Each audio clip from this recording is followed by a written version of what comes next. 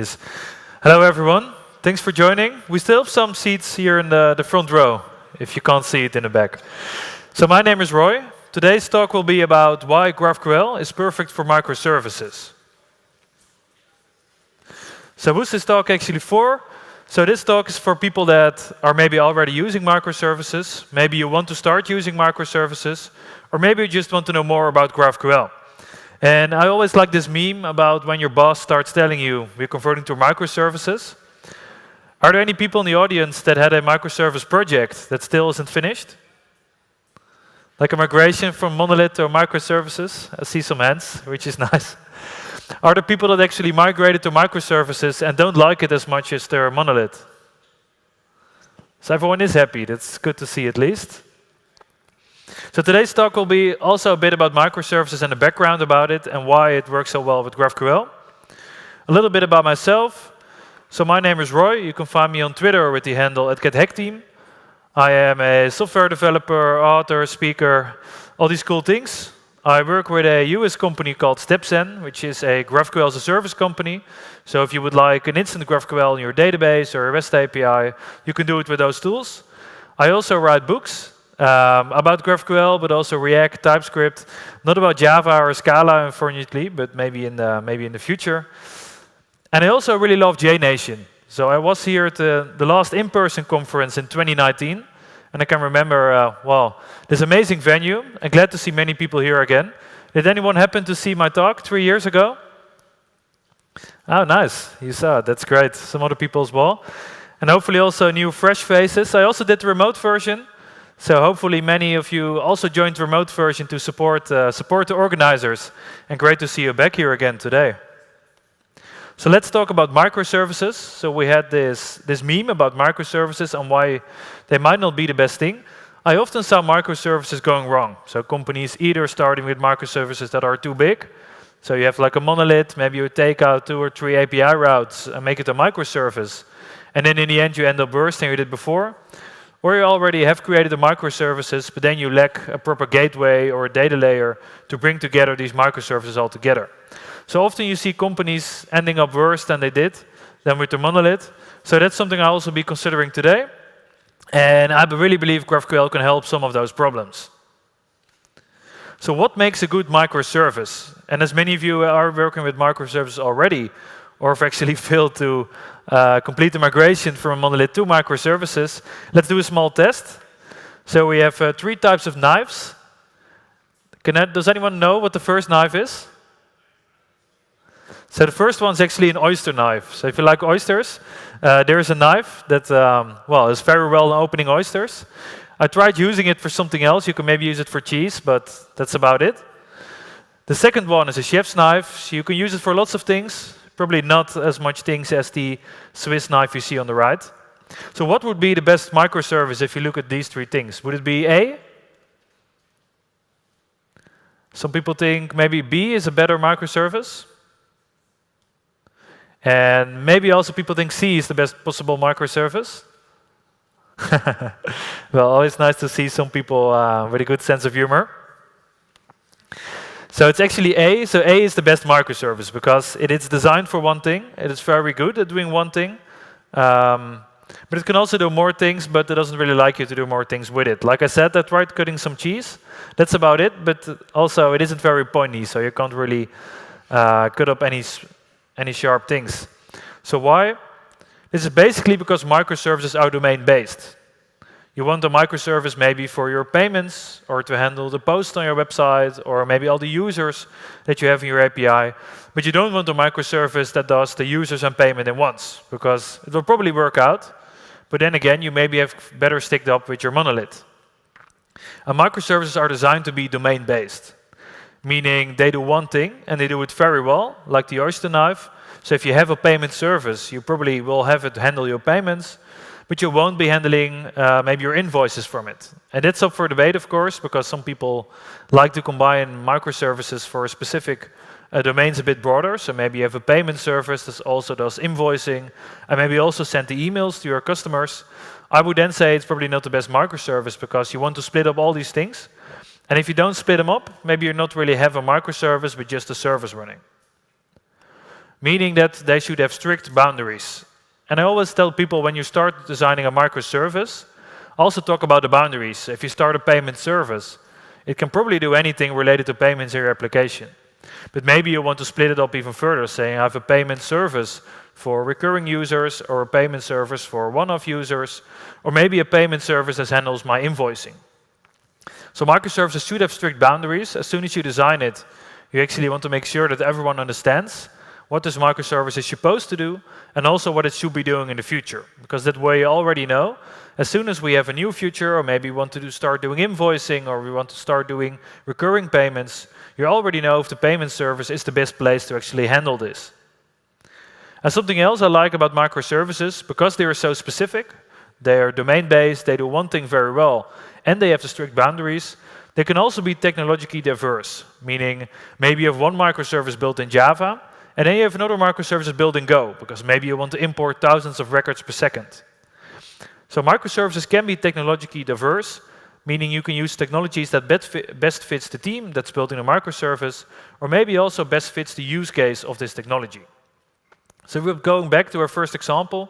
We can say the oyster knife is like a microservice because it does one thing very well. You can use it for other things, but that's basically like misusing the item. The chef's knives would be like a service. You can do many things with them. It's specifically designed to cut up food while you're doing so, but people use it for all sorts of things and all sorts of foods. So it doesn't really have strict boundaries. There are no rules saying you cannot use a chef's knife for vegetables and only for meat, although maybe an actual chef will say something different.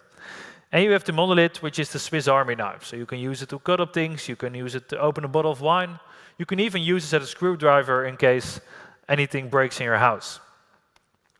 So I would say always to companies, either go with microservices and actually go for microservices, or keep your monolith as is, because maybe your monolith isn't that bad at all.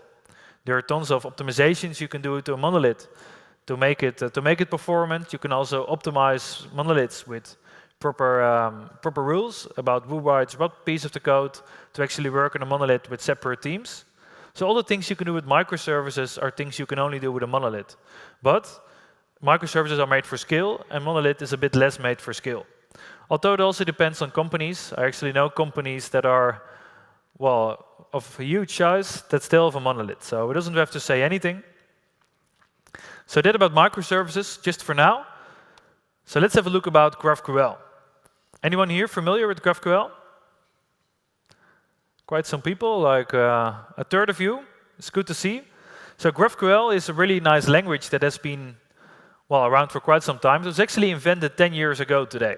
Or not really today, but I believe one of these last months, as an internal specification within Facebook, which is now called Meta, of course. But they actually came to the conclusion that what they're trying to build, like a social medium that people were bringing with them everywhere, even on their mobile phones, or even in places they have terrible internet connections, that they also want to use this social medium everywhere. So what they came up with was GraphQL, because using GraphQL, they actually spent a lot of bandwidth. So you don't need an emerges data bundle in order to load a website, but with GraphQL as an API specification, you're able to use less of your data plan. And I'll show you why in a bit. GraphQL was also open sourced around 6-7 years ago now. And since a year of 3, so since 2019, it's also part of the GraphQL Foundation, which on its own is part of the Linux Foundation. So when using GraphQL, you don't have to be scared that you're using a Facebook or a Meta product. You're using something that is truly open source, that is maintained by a foundation, and lots of open source contributors, either working for a company that relies on GraphQL, or just because they really like the technology. So if you like GraphQL and you're already building stuff with GraphQL, you can just go to the graphql.org website and you will find everything about the foundation there. And then you can, of course, join and also contribute to all the cool new features that we're bringing to GraphQL. If you're not familiar with GraphQL, it is known as a query language for APIs. Where most people today maybe use REST or gRPC, you could also use GraphQL. And GraphQL is not necessarily a replacement for REST, as I will be showing you later, but it's a query language for APIs. So it's also not a framework. It is implemented by frameworks, so maybe you're building with Java or Spring. You might know the Spring GraphQL plugin. If you're working with TypeScript or JavaScript, you might be using Apollo server, sorry. So it's a query language for APIs, and it's not a framework on its own. It's only a specification. And how you implement it is up to you as a developer, and also up to you depending on the programming language you're using. So what does a query language look like? Often you can explore a GraphQL API through a GraphQL playground. There's one major one, which is called GraphQL, but it's also really easy to extend it for different reasons. And you probably won't be seeing this in the back, but on the left side you can see a query. So this is a GraphQL query. It has defined all the fields that you want to receive and also the operation that you're using. So in GraphQL you have 3 types of operations. You have a query, in case you want read-only data. You have mutations, in case you want to mutate data. So this would translate maybe to a post, patch, or delete request in REST. And you also have subscriptions in case you want real-time live data. So maybe you're building the new WhatsApp. You probably want real-time data because as soon as a new message comes in, you want to display it. So subscriptions are great for real-time or event-based systems. But in GraphQL, you can see the operation on the left side, which is a query. And this query will get data for us. What you see on the right side is the same kind of data that you request on the left side. So you can see it follows the same format, meaning that as soon as you send a GraphQL query to a server, you already know what the data format will be that you can expect. And also, in this playground, so most GraphQL APIs come with a playground, either this one or the extended version, you can also explore the entire schema, because GraphQL relies on a schema, as I will be showing you in a bit. So GraphQL will give you exactly what you request in the same format and structure. So I think it's one of the only languages where you actually should be careful what you ask for, because you're actually going to get it. And also GraphQL offers a single endpoint for multiple resources. So maybe you have different APIs connected or different services, as we'll be seeing with microservices later on, or maybe just different tables in your database. So GraphQL can deliver you all this information in one single request. Whereas with REST, you typically have a correlation to your database or maybe to your data schema, where you will be saying, if I want to get the payments out of my database table, they will rely on a different endpoint. With GraphQL, they will rely on a different type, meaning you can actually combine your payments and user information and maybe product information all in one endpoint, instead of having to send 3 separate endpoints. And this is, of course, something people tried fixing with REST. If you look at the original REST specification, I think it's like 30 to 40 years old now, they actually will be saying all resources should have their separate endpoint, and you shouldn't be able to determine the output by adding extra query parameters. So the structure should always be fixed for the REST API endpoint, while with GraphQL it's actually flexible. It looks a bit like this, and here you can see an example of us trying to get data from different instances on Twitter. So Twitter has a REST API, which you can use to retrieve tweets. And then it also returns an ID for the user that actually sent the tweet. And to get this user, you would have to send a request to a separate REST API endpoint and then combine them in your front end or in your API. With GraphQL, this can already be done for you. So you no longer need to write logic to combine data from different endpoints or different database tables, or maybe even completely different services. Instead, you can rely on the query language of GraphQL to do this for you. So these nested relationships can be defined in your schema, and this way you can also query them directly from the API. So it will take away a lot of confusion, especially with people that are new to your API. I can remember I go to API documentation a lot, and typically if you want to figure out how things work, it's quite hard to do. So GraphQL makes this simpler. And it's most of all because of their type system. So if you're now already using a programming language or a framework that is relying on a type system, then you probably know how much value it adds for you. If you have a REST API, you typically only have to believe that the maintainers of the API actually created up-to-date open API specifications, or have a Swagger instance or something else running that allows you to introspect or explore the API. Typically, developers are lazy, including myself, so we don't keep this documentation up to date. And with GraphQL, as it relies on a type system, the GraphQL playground and the schema and all the documentation will automatically be up to date as soon as you make changes to your data. So this is how the type system helps you. And on the right side, you can see an example of how a playground can actually help you to explore this data.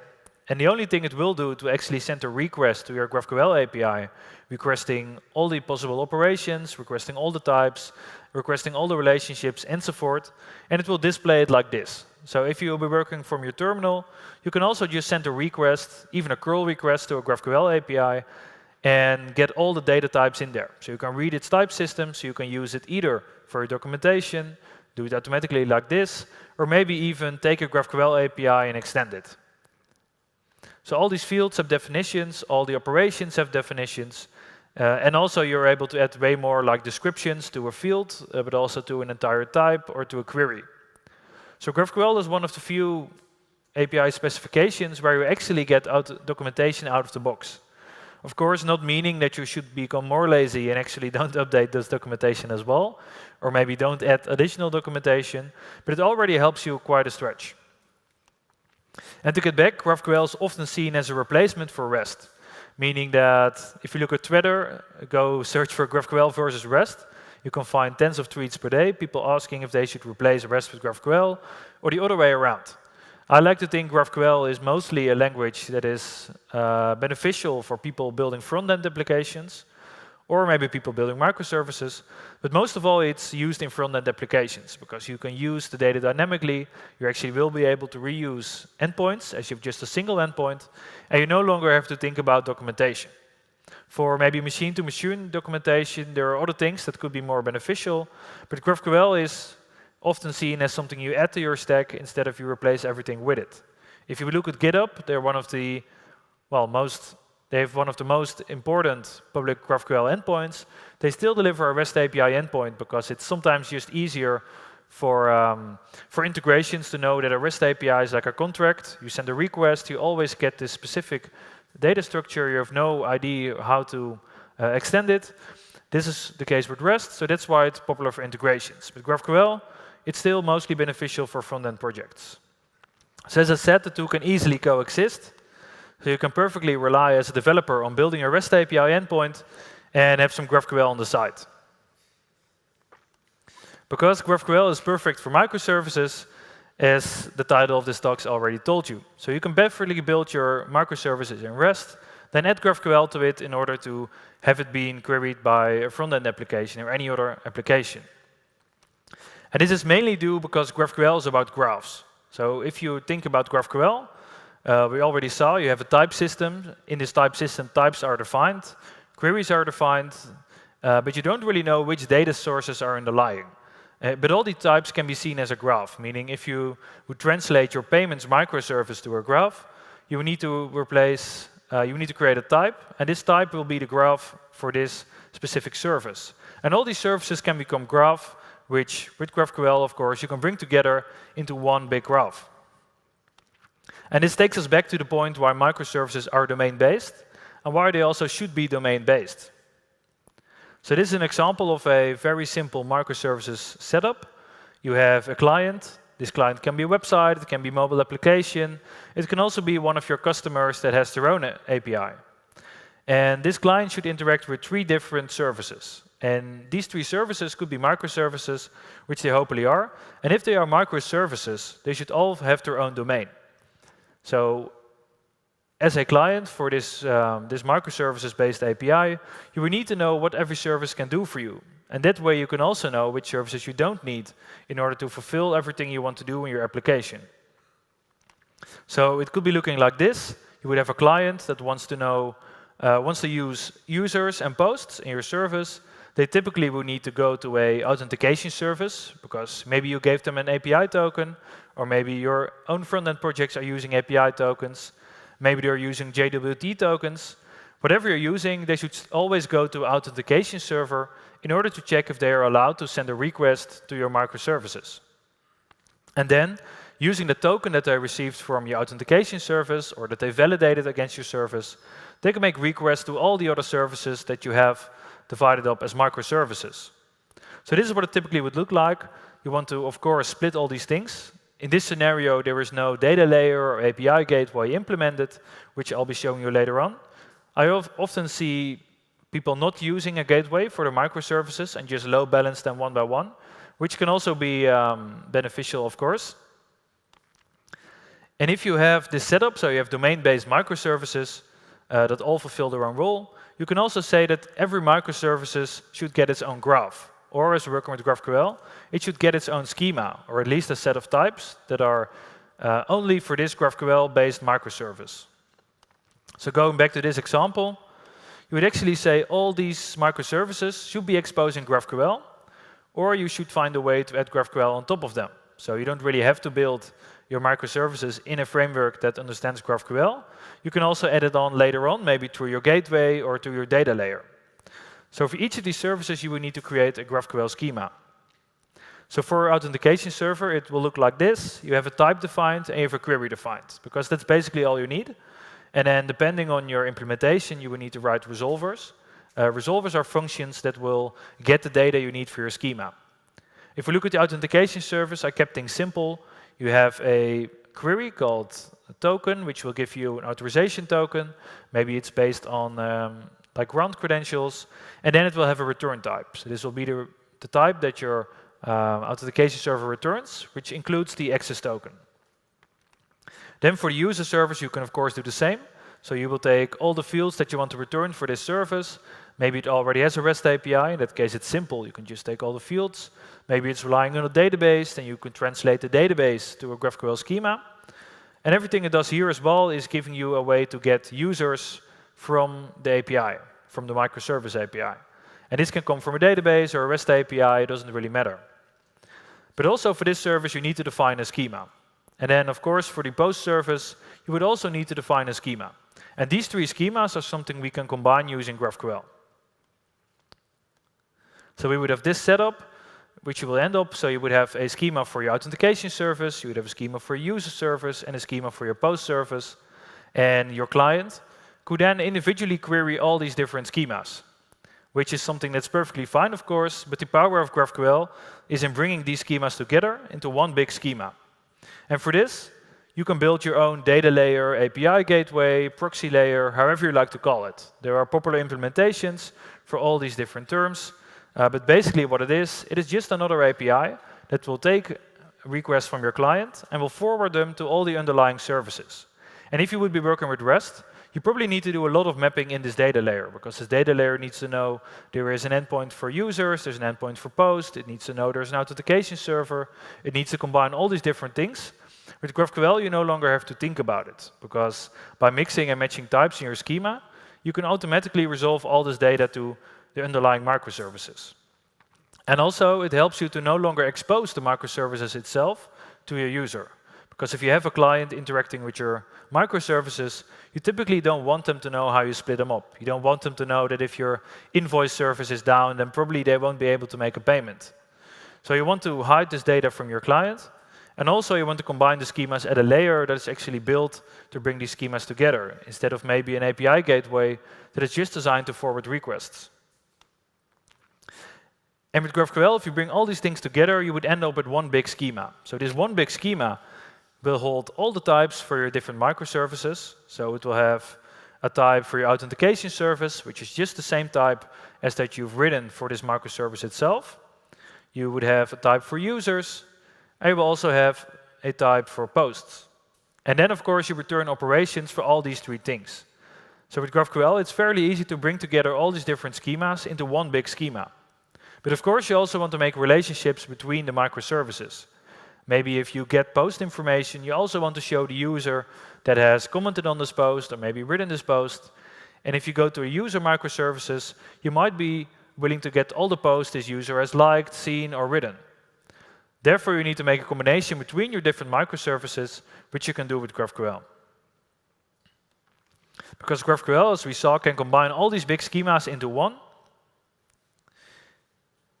And you can also combine the data that you have for it. So this is all being done in this data layer, API gateway, whatever you like to call it, independent of the microservices. Of course, they will get the data out of your microservices, but they won't really know how the microservices relate to each other. And merging schemas can be done in multiple ways. There are like two biggest ways, which are Schema Stitching and Federation. First, I want to have a look at Schema Stitching. It has some background, because when GraphQL was introduced as an open source project, a company called Apollo created a library for Schema Stitching, which is a way to stitch data from different schemas. And it doesn't really matter where these schemas live. So these schemas can be a microservice, it can be different databases, it can be REST APIs, it can basically be static JSON if that's what you like. And Schema Stitching was designed as a library to help you bring together all these different data sources by writing code and stitching the schemas together. If you look at a stitching GraphQL server, it's basically schemas, resolvers, and maybe some context. So resolvers and schema is the most important. Your schema is the one you saw, which includes the types, it includes the operations. And then resolvers are the functions that let you get the data for the schema. And then sometimes you also need context. So context, when you're building a GraphQL API, is something special. It is you can see it as a layer that is accessible by all the different resolvers. So in here, you, an example, do authentication or error handling or logging. It is one way to access something you want to be accessed over all different resolvers. And if you would like to write a schema stitching GraphQL server, this will mean you need to write a lot of code. You need to implement another GraphQL server next to all the GraphQL services that you might already have. So maybe you have your authentication server built in Java, you have your user server built in Java, and then a separate team decided to build a post service in Go. If you want to work with schema stitching, you will need to create a data layer that resolves to all these different services. So these services need to expose, an example, a REST API or a GraphQL API or gRPC, it doesn't really matter. And in your data layer, you would need to query data from these different services and stitch it together. Which means the code you need to write is actually a schema, that is the combined schema of all the different services, and also a set of resolvers that will get the data out of these services. But as you can see, we have two services built in Java, and one service built in Go. And then the question would be actually, what programming language should you use to use a stitch service? Depending on the setup of your company, you maybe have a different team that is building this layer and that's responsible for this layer. But maybe you have all the individual teams working together on this layer. If you have one team that works in Go, it will probably be quite hard for this team to also contribute to the Scala stitching layer. So this is something to keep in mind when you're using schema stitching. You need to be aware of whatever technologies you're using, what programming language you're using, and also who's going to maintain the data layer. What you often see in teams that are highly distributed, are very autonomous, it doesn't really make sense to have a schema stitching approach, because no one can take complete care of the data layer. Instead, what you see happening with teams that are all using the same programming language, they have a shared responsibility over the end product of all the microservices, meaning this data layer. It would make more sense to have a schema stitching library, because every team should be able to make changes in the data layer when something changes in their microservice.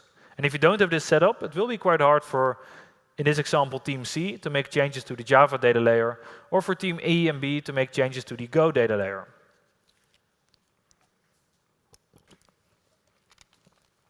So this is a reason why Federation became more interesting. So Federation was also designed by Apollo, I think about 3 to 4 years later, at a GraphQL Conf, so GraphQL Conf Europe actually, the last in-person GraphQL Conf I visited. It was also in 2019, where they introduced Federation. Apollo Federation is now at version 2. They used to have version 1. They actually rewritten the entire gateway logic in Rust. And with Federation, you write and deploy a schema that you will federate. Meaning this schema will be called a supergraph. And all your underlying services, they will become subgraphs, meaning they are subgraph of your supergraph. You would still be able to query these individual subgraphs, but if you want to combine the data from them, you should be writing a supergraph that combines all this data for you. For this, you don't really have to write resolvers, you don't have to write context. The only thing you need is to write a schema that combines all these different subgraphs into one supergraph. And also, of course, you will need to pass this schema to a GraphQL server that you deploy somewhere. But for this GraphQL server, you no longer have to write resolvers. Instead, you will use the underlying services and some query magic from Apollo to make sure the data from all these services is combined into your supergraph. So the only thing you need to write is schema, meaning that if your microservices are built in 2 different programming languages, or maybe 3, 4, or 5, maybe you have completely different frameworks, completely different deployment processes, you can still combine the data into one GraphQL data layer. by using this supergraph, of course. And this request will be mapped to the underlying services. And this is a lot of code that you can maybe read on the front row. It doesn't matter. What I want to show you, basically, it is a lot of code. So this is a supergraph schema, which combines the post service and the user service that we already saw. On the left side, you can see you need to write some interfaces. You need to extend the interfaces. You will need to bring them together into one new type that will be your product type. So let's say you want to combine users and post. Then you also need to have the post from the type from user and the type from post, bring them together into one new type, and also set where you want to bring them together. So you can bring them together on both type level, meaning you would need to tell the GraphQL schema, which will be passed to Apollo's gateway server, that you are going to combine these different subgraphs into one graph. So this is done on type level, and then after this, you should also define on field level which fields you want to bring together. So as you can see on the left side, this is the big version, and the smaller version is what you see on the right, which is actually the only place where you bring together these types. So you're extending or actually implementing interfaces. So you will take the interface from product and from post and user and bring them together into post. One downside by using Apollo Federation is that all your microservices need to be built in a layer in a GraphQL layer that actually understands Apollo Federation. Maybe is made by Apollo. They have implementations for Rust, for JavaScript, TypeScript, also for Kotlin. All these things need to understand Apollo's query language, because Apollo will add a layer for federation, but how it will get the data from your underlying services is still magic. So therefore, these services should be prepared in order to be used in federation. And typically, you do that with an Apollo library to build an Apollo server. But there are also many open source libraries that have been adapted in order to also support this process. So today, I guess most GraphQL libraries are able to let you work with federation. Most, not all of them, and not all of them that are changed in order to support federation are also able to support everything you can do with federation. So that's something to keep in mind. That is not a standalone process. You would still rely on Apollo's query magic in order to make this work. And then, of course, you would still need to configure and deploy this Apollo gateway. So you write the schema. In the schema, you set the connections to your underlying services that are being able to understand federation. And then you need to deploy this server or this schema to a GraphQL server that you deploy somewhere in the cloud. And this will automatically also become your load balancer. So you can see it as an API gateway. All requests will go through this layer and then will be sent to the underlying microservices, meaning that the gateway should actually be performant, otherwise you'll run into lots of issues later on. So this might feel overwhelming because you either have schema stitching, in which you need to write an entire GraphQL server with custom resolvers that will talk with your underlying microservices, or you need to make sure that you're using a GraphQL framework that's actually able to understand Apollo Federation. With this, we also have a different example. Something I work at with Sebsen is make it possible to federate GraphQL services directly, meaning that you no longer need to make the services aware of each other. You don't need to tell a microservice that it should be able to resolve information from a different microservice. Instead, you have just one schema that you deploy, and all your underlying services can just keep working at this. For this, you will need to import the schema of every microservice. So you're completely free to build your microservices in any technology that you like, as long as they expose a GraphQL API or maybe a REST API. So these services can be built either supporting GraphQL in your favorite language of choice, so it can still be different Java services, different Go services, maybe completely different services. And if one of them doesn't support GraphQL, you could still import them. So maybe you have microservices that support GraphQL already, maybe you have microservices that don't, because every company is different, every team is different, and maybe one of your teams doesn't see the added value of using GraphQL.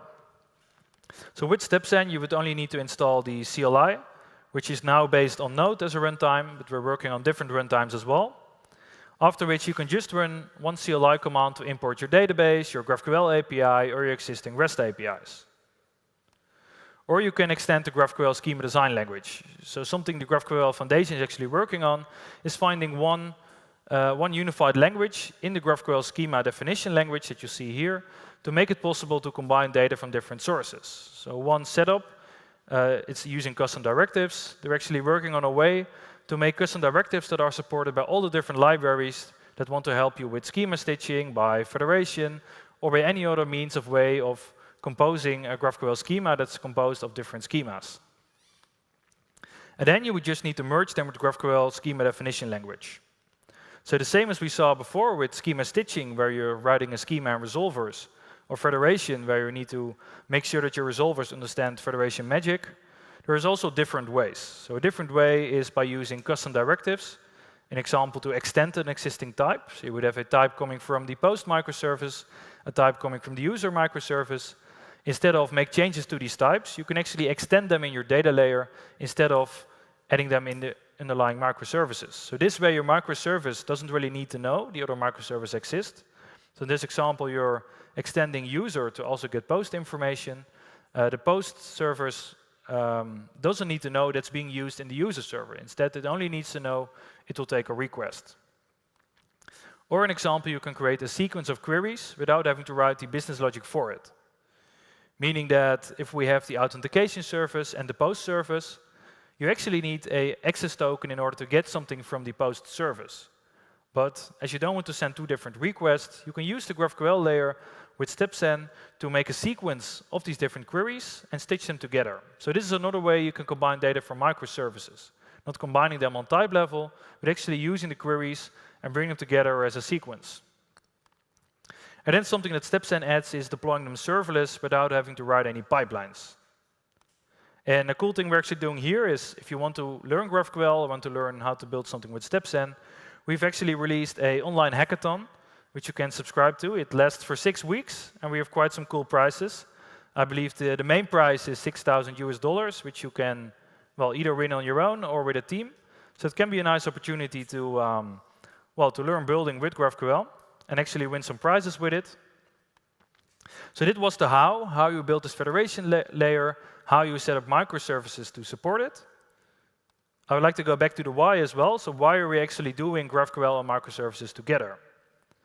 And my belief here is that GraphQL makes microservices more composable on the long term. So if you have an API gateway for your REST microservices that doesn't support GraphQL, every change you'll be making on one of the underlying microservices requires you to change something in the microservices gateway that brings us together. And every time you make an update to maybe you're using version paths in your REST API endpoints, all these changes need to be reflected in this gateway, meaning this gateway in the end will be a place where you add business logic on top of your microservices. Or maybe you're already doing this in your front ends. That's also could also be happening, of course. But with GraphQL, it becomes more composable because all your services will be a graph. So if you want to change something in this underlying service, you don't need to change the endpoint. You can only add things to the graph, maybe change how the graph resolves to data, and you don't need to make any changes if you change the endpoints. So it is more composable. Most GraphQL libraries are being able to introspect a GraphQL API endpoint, an example from your microservices, get all the types of operations they have, and then extend them. With REST, this is something you cannot easily do, and it's also less composable. And in the end, you've probably went for microservices to make your API architecture more composable. You want to be able to let things scale individually, use different technologies, and also make it possible to swap out services for different services on the long term. But microservices can also, microservices with GraphQL can also be a great path towards them. So maybe you already have built a monolith and you're trying to do a migration to microservices, then GraphQL can be a great way to start. Because maybe you started as your company or as your startup or wherever you're working on a monolith first approach. So this is something I see a lot. I already heard some people here actually are still migrating to microservices from their monolith. Typical migration path is starting monolith first, meaning that a company will create a monolith. If they see they have product market fit, if they see they have some scalability issues, they will start diverting this monolith into smaller microservices later on. If you're working on this approach, you should basically do like a cold start and rebuild everything to support microservices. So this could be a monolith. Instead of having GraphQL here, you just have one monolith. But what say if you make this monolith also GraphQL? So this monolith, instead of having different endpoints, it already supports GraphQL. So your clients can query it using GraphQL. They don't really have to know if it's a monolith or it's a set of different microservices. The only thing they need to know is they can use GraphQL.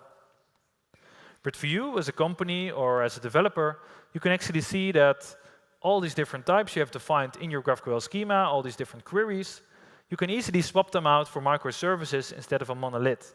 So this is a more iterative approach. Instead of having to take away endpoints or switching controllers to a different schema or a different server on its own, you can just extend the monolith schema or just change out parts of the schema by using GraphQL. So this is an easier migration, most of all by iterating on your data and on your APIs. So circling back, we've learned today that GraphQL is a query language for APIs. It is not a framework on its own, but there are many great frameworks that help you build GraphQL APIs. And GraphQL as a query language itself, it has been around for quite some time, but it's also under active development. So if you would go to the graphql.org website, you can find the full specification. And in there you can also see there are more things are being added. So we're working on things for defer and stream, meaning that GraphQL, hopefully soon, can also support streaming data. So maybe you're requesting data from all 3 microservices. Only one microservice resolves in 100 milliseconds. The other ones are a bit slower. Something GraphQL is working on is that they will already stream you the data. So you will get the data from the first microservice as soon as it comes in, the data from the second, as soon as the data comes in there, and then from the third in the end. So that way you can actually build even better together with GraphQL, because these microservices are then even more independent. You no longer need to wait for the final one to resolve with your data. Instead, you just get the data as soon as they resolve one by one. And GraphQL also offers a single endpoint. So in order to send these queries, you no longer need to use different endpoints or different sets of endpoints. You only need to use one single endpoint that you will pass a query, and this query will resolve the data for you. And this is all because it's based on a type system. So whatever happens to your GraphQL API, as soon as you compile it, it will check against the type system. So you will always know if you introspect a GraphQL API, either by sending an introspection query, as I told in the beginning, or by using an interactive playground, you will always know what fields you can expect, what operations are there, and if something changes on the server, it will also change in the schema, because if it doesn't change in the schema, well, then the server shouldn't be able to compile at all. So runtime errors in GraphQL are actually quite limited, unless you start inputting maybe different types for fields that aren't related. And then microservices are domain-based. And this is why they work well together with GraphQL, because every domain can be a schema on its own, it can be a type in a graph, it can be an operation. And every of these microservices, when they have their own schema, you can either use them independently or together in a federated layer or in a supergraph, or you can stitch them together in your own GraphQL normalization layer or your data layer. Because GraphQL can bring them together in one schema, meaning that this one schema is the one you would expose to the clients of your API. But also, if you want to combine different microservices and restrict the usage of them, you can also use the schema for it, or maybe deploy independent schemas for these different use cases. And how you set up GraphQL with Federation for microservices, it's all up to you as a developer. So you can build your own layer with schema stitching, you can federate it, either with Apollo Federation or something like StepSen, or maybe you can even come up with your own way to compose these different graphs. Because as I said, GraphQL is an open source library. It's up to you to define how you use it, which frameworks you use, and how to actually implement it for you. So that was it. Thank you. Let's stay in touch. You can ask any question you have now. We have some minutes for that left. I also will be around for the rest of the conference, of course. So also feel free to ping me on Twitter if you have any questions that you want to ask at a later stage. So thank you.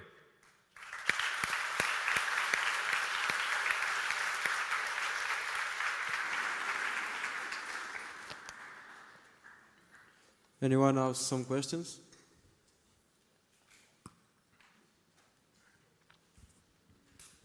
Hello. Thank you very much for the presentation, first of all.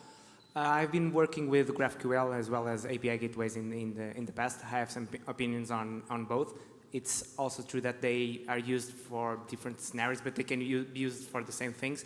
So my question for you would be, regarding your experience on GraphQL, what are the main errors that people are usually making when they are trying to adopt GraphQL for this kind of strategies that you shared today? Yeah, so what I often see is people Well, it's fairly easy to build a GraphQL server, because people make an approach as they do for a REST API or for a database connections. People will start building resolvers without thinking how the schema will actually look like in the end. So you can build a resolver to get data for products or posts or users, but something that you have with GraphQL, it's also composable. So maybe your users will have a relationship with product will have a relationship with your posts again, and then maybe back to users. So it's actually a graph, and it can go all the way around. And this is something you need to take care of. You need to make sure that you're using, in example, data loaders. If you build your own resolvers, so data loaders will help you to cache results within a query. So if you are using the users type maybe twice, then it's something you need to optimize for. It's something I often see going wrong. Also caching. Caching is a bit different, because with a REST API and a gateway, you probably are caching the REST API endpoints, and maybe with e-tags for caching. In GraphQL, you don't need to cache the endpoints, you need to cache the post body. So you will be sending your query, which is the data you want to receive in a post body. You can use named queries here, you don't have to use named queries. Maybe fields are being cached or fields aren't being cached. So you also need to figure out if you want to cache on a query level, on a field level, maybe on a type level. So it's often these kind of performance things I see going wrong.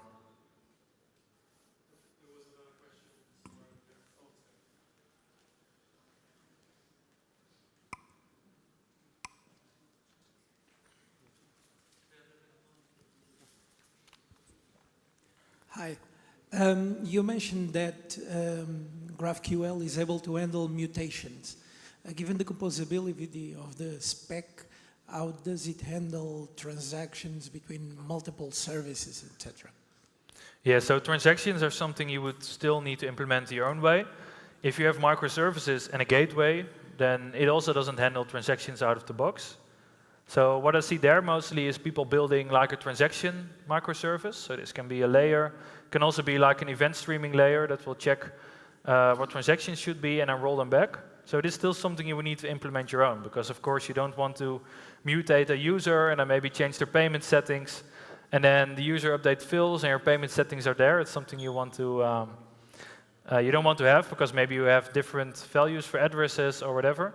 So you would still need to set up transactions yourself. It's not something that's built in with GraphQL. And I think the nice thing about GraphQL is that they will give you the possibility to do this all by your own. So you still have responsibility over making sure transactions work. And then in a mutation, you can actually change the response type. So you could either give the response type that one of the transactions failed and you canceled it, or maybe if you don't have a transaction, you can also just tell the gateway that the user has been updated, but their payment status hasn't, and that you will need to send another mutation to fix this. So it's still up to the developer to decide how to do this, as with any other microservices architecture.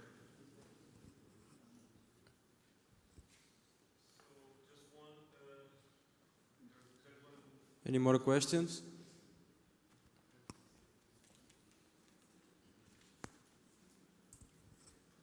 Hi, thanks for the talk. You actually mentioned the usage of stitching and federation, right? Mm-hmm. When exactly would be a good time to use federation and when to use stitching? Well, as I mentioned, you maybe have different programming languages you're using in your company. If you have someone building in Java, someone building in Go, and you need to build a stitching layer, then it determines on the responsibility of the stitching layer if you can build it in Java or Go. So if you want to have different technologies for your microservices and want these teams to also be responsible for the stitching layer, then I would say go for federation, because it's technology independent more or less. You only need to deploy the federation graph, but for this you can use any programming languages. The actual logic is done in GraphQL schema definition language, meaning that teams can be independently make changes without having to know the programming language of the other microservice. So this is typically what I would say.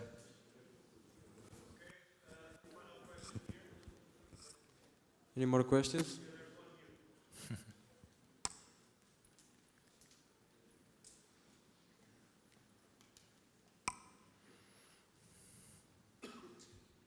Hello, thanks for the talk. If your microservice domain is not fully known at start, let's say it is extendable, Is this something that we can dynamically say that the schema has some more things to than the start? Okay. Yeah, so you can definitely change the schema over time. So your microservices might... Sorry? Dynamically. Yeah, so dynamically as well, meaning that you can change it over time, but as I said before, it's good to set boundaries in the beginning about what you want your microservice to do. I think the domain should be known before you start, but maybe details can be filled in later.